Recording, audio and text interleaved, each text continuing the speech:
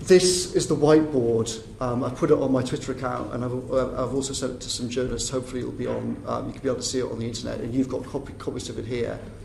This has essentially Plan B sketched on it. The timestamp is 8:09 on the Friday night.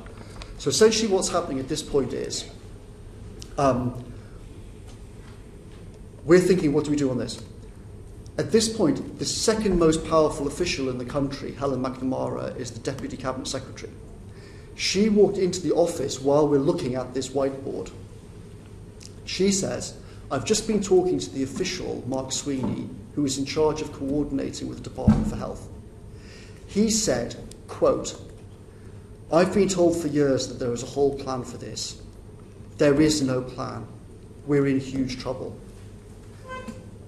I've come through here to Helen McNamara said, I've come through here to the Prime Minister's office to tell you all, quote, I think we are absolutely f***ed.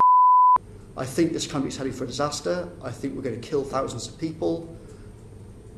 As soon as I've been told this, I've come through to see you. It seems from the conversation that you're having that that's correct. We've got big problems coming. The Cabinet Office is terrifying. No plans, totally behind the pace. We must announce today, not next week. If you feel ill with cold or flu, stay home.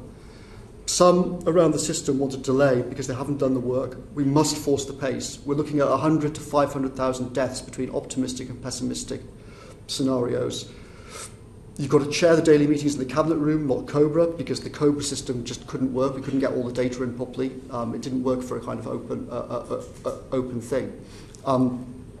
So that's how the day started off, with us thinking, okay, today is going to be all about COVID and whether or not we're going to announce the household quarantine. We then got completely derailed because in the morning of the 12th, suddenly the national security people came in and said, Trump wants us to join a bombing campaign in the Middle East tonight. And we need to start having meetings about that through the day with COBRA as well. So everything to do with COBRA that day was on COVID was completely disrupted because you had these two parallel sets of meetings. You had the national security people running in and out talking about, are we going to bomb the Middle East? And we had the COBRA meeting being delayed and whatnot as we were trying to figure out, are we going to do household quarantine?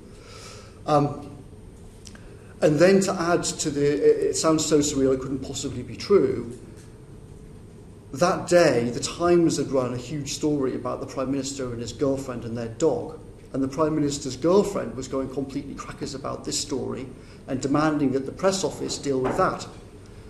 So we had this sort of completely insane situation in which part of the building was saying, are we going to bomb Iraq? Part of the building was arguing about whether or not we're going to do quarantine or not do quarantine. The Prime Minister has his girlfriend going crackers about something completely trivial. And then at the end of all of this, at roughly 9 o'clock that night, I then sat down with Ben Warner and with Mark Warner. And at that point, that's essentially when they kind of hit the total panic button with me. And they said, we're looking at all of this data, we're looking at all of these graphs. We're heading for total and utter catastrophe. We need to have Plan B. And I'm going to. So Ben then went off and spoke to Patrick Vallance about this on Friday the 13th. On Friday the 13th, we then started to look through all of this information. We started to pick apart all of these different graphs. Ben spoke to Patrick. Patrick said, I'm also extremely concerned.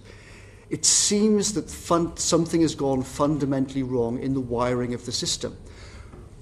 We've got these graphs showing that even on the best case scenario with the official plan, you're going to completely smash through the capacity of the NHS. Not by a little bit, but by multiple times.